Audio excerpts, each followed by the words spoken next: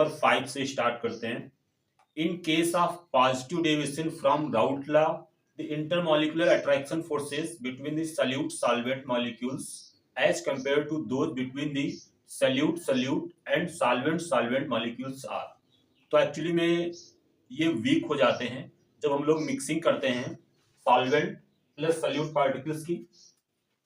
तो होता क्या है कि यहाँ पे इंटरमॉलिक्यूलर फोर्सेज आपके वीक हो जाते हैं, उसकी वजह से आपका जो वेपर प्रेशर है इंक्रीज कर जाता है। तो ये होगा आपका सॉल्यूट प्लस सॉल्वेंट, इनके जो पार्टिकल्स होंगे इनके बीच में जो अट्रैक्टिव फोर्सेज होते हैं ये वीक हो जाते हैं। इसी वजह से वेपर प्रेशर क्या होगा, वेपर प्रेशर इंक्रीज कर जाएगा और वेपर प्रेशर इंक्रीज करने से हो जाएगा, इसी वजह से हम बोलते हैं positive deviation from Raoult law.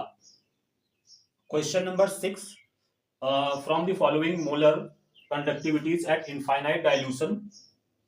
आपको फाइंड आउट करना है molar conductivity of NH4OH eight infinite dilution.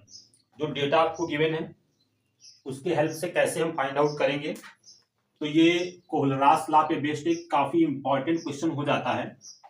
तो इस तरह का क्वेश्चन आप जनरली एक्सपेक्ट कर सकते हो, कई बार जेईई मेंस में आया हुआ है और सारे एग्जाम्स में आता है। तो आप मणिपाल में हो सकता है जब क्वेश्चन आपको दिखे तो देखें क्या क्या डेटा आपको गिवन है। लेमडा एम नॉट ये आपका गिवन है BaOH होल ट्वाइस के लिए, BaOH होल ट्वाइस के लिए इसकी वैल्यू है 446.8। देन ये आपका वैल्यू लेमडा या बोलो जो भी है मोलर कंडक्टिविटी या इनफाइनाइट डाइल्यूशन है BaCl2 के लिए, ये वैल्यू है 241.6, ठीक है। और अगर हम बात करें NH4Cl के लिए तो ये वैल्यू है 130, ठीक है। तो NH4OH के लिए निकालना है तो कैसे निकालोगे, molar conductivity eight infinite dilution for NH4OH, तो ये वैल्यू आपकी हो जाएगी मोलर कंडक्टिविटी ऑफ NH4Cl, ठीक है, और प्लस करेंगे molar conductivity of BaOH whole twice और माइनस करेंगे मोलर कंडक्टिविटी ऑफ BaCl2, ठीक है। आपको दिख रहा है, कुछ आइडिया लग जाता है कि NH4Cl का मतलब क्या है, NH4 प्लस Cl माइनस, ठीक है। यहाँ पे Ba2 प्लस और 2OH माइनस, यहाँ पे Ba2 प्लस और 2Cl माइनस, ठीक है। तो जब हम लोग यहाँ पर क्या करेंगे NH4Cl निकालना है, ठीक है। तो NH4OH निकालना है, तो NH4 और OH ये आ जाएगा यहाँ पे। तो अगर आप चाहो तो यहाँ पे क्या हाफ कर दूं, हाफ कर लो तो ज्यादा अच्छा रहेगा, और यहाँ पे भी हाफ कर लो। अब आप देखो आयन को मैनिपुलेट करके NH4OH ही बनेगा, ठीक है। तो यहाँ पे देखें NH4Cl का कितना है 130 माइनस BaOH होल ट्वाइस कितना है 446.8 और माइनस BaCl2 कितना है 241.6। तो 130 माइनस हो जाएगा 223.4 माइनस ये वैल्यू आ जाएगी बेटा 1 और 241 है ना, तो 120.8, ठीक है। अब देखें यहाँ पे क्या बनेगा, ये सारा डेटा करेक्ट है। तो ये वैल्यू आपकी ये प्लस का साइन होगा, इसको जरा ऐड करें, ये आ जाएगा 453.4 और ये 120.8, ये आ जाएगा आपका बेटा 6 और 2 और यहाँ ये वैल्यू होगी 3 और ये the value of the rate of disappearance of N2O5 given है। तो रेट ऑफ फॉर्मेशन आपको निकालना है, ठीक है। रिएक्शन क्या है बेटा N2O5, यहां से क्या बन रहा है 2NO2 प्लस हाफ O2, ठीक है। अब इन्होंने क्या बोला rate of disappearance of N2O5, इसकी वैल्यू एक बार लिख लेते हैं 5.15 इंटू 10 की power -3 mole per litre inverse second inverse. Rate of disappearance यानी d by D t minus times of N2O5, this value is given, है ना। कैसे प्रोसीड करोगे, अपीयरेंस निकालना है, यानी कि D by D T of NO2 निकालना है आपको। रेट ला लिख सकते हो, इसके लिए क्या लिखोगे, minus D N2O5 upon D T is equal to plus half D NO2 by D T is equal to, अगर लिखना चाहो तो इसके लिए भी लिख सकते हो, बट जरूरत नहीं है।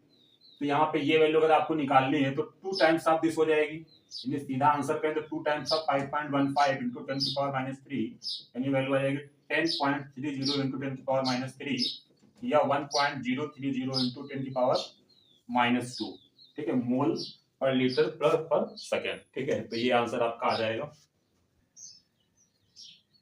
Out of nitrogen, phosphorus, arsenic, antimony and bismuth, the number of elements that form pentahalide, तो answer will be except nitrogen, सारे बनाएंगे क्योंकि nitrogen does not have D orbital, ठीक है। Question number 10, the number of oxygen atoms that are directly attached to the chromium in the dichromate ion, ठीक है। Dichromate आपको पता है, पोटेशियम डाइक्रोमेट K2Cr2O7 होता है, तो डाइक्रोमेट आयन ये होगा Cr2O7 2-, ठीक है। इसका स्ट्रक्चर बना के देखते हैं, तो स्ट्रक्चर आपका क्या आ जाएगा, Cr और एक मिनट, ये डबल बॉन्ड O, ठीक, कुछ सिमेट्री होती है स्ट्रक्चर बनाने में, तो थोड़ा आइडिया से बनाया जाता है, इस टाइप से आपको सिखा रहे हैं हम। डबल बॉन्ड O, ठीक है। अब ओके, ठीक है, कितने ऑक्सीजन हो गए, 1 2 3 4 5 6, एक यहाँ पे लगा दो 7, ठीक है। इन्होंने क्या पूछा बेटा, question select the correct statement, NiCN whole 4 2 minus, NiCN whole 4 2 minus and NiCO whole 4, इसमें बताना है डायमैग्नेटिक है पैरामैग्नेटिक है, क्या करेक्ट होगा। तो हम लोग देख सकते हैं इसमें, देखो इसमें क्या होगा, निकिल आपका +2 में होगा, यहाँ आपका निकिल 0 स्टेट में है, यहाँ पे कॉन्फ़िगरेशन क्या होगा 4s2 3d8, ठीक है, +2 का मतलब 3d8 हो जाएगा, यहाँ पे 4s2 3d8, ठीक है, निकल न्यूट्रल है, ठीक है।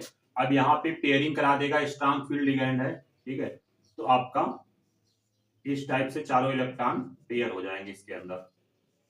तो इन्होंने वैसे पूछा क्या, हाइब्रिडेशन अगर पूछा होगा तो dsp2 होगा, बट ये पेयरिंग हो जाएगी तो ये डायामैग्नेटिक होगा, डायामैग्नेटिक, कोई भी अनपेयर्ड नहीं होगा। सेम यहाँ पे भी केस होगा, पेयरिंग करा देगा, स्ट्रांग फील्ड लिगेंड है, तो डायामैग्नेटिक हो जाएगा। यानी पहला पार्ट जो इन्होंने बोला है ये इनकरेक्ट हो जाएगा, क्योंकि इन्होंने NiCO होल 4 को पैरामैग्नेटिक बोल दिया है। सेकेंड पार्ट आपका करेक्ट होगा, ठीक है। तो ये रिएक्शन देखिए ध्यान से, CH3